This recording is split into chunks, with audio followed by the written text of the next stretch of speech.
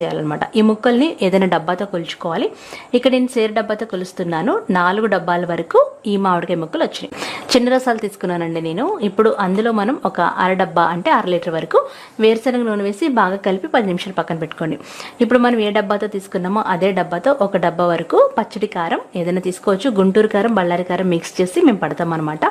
అలాగే 3/4 డబ్బా వరకు ఆవుపిండి, 1/4 డబ్బా వరకు మెంతిపిండి ఇవి కూడా వేసేయాలి. అలాగే 3/4 డబ్బా వరకు కళ్ళుప్పు వేసుకోవాలి. దీన్ని గ్రైండ్ చేసి కూడా వేసుకోవచ్చు.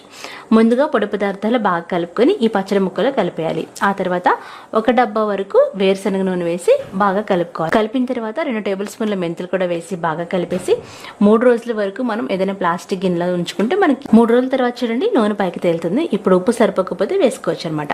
అందులోనే మనం పొట్టు తీసి పెట్టుకున్న వెల్లుల్లి రెబ్బలు ఒక గుప్పుడు వరకు వేసి బాగా కలిపేసి జాడీలోకి ఎత్తుకోవడమే. మీకు కావాల్సినంత తీసుకొని మిగతా జాడీకి ఇలా గుడ్డు కట్టేసి దిష్టి తీసి మనం మంచిగా డ్రై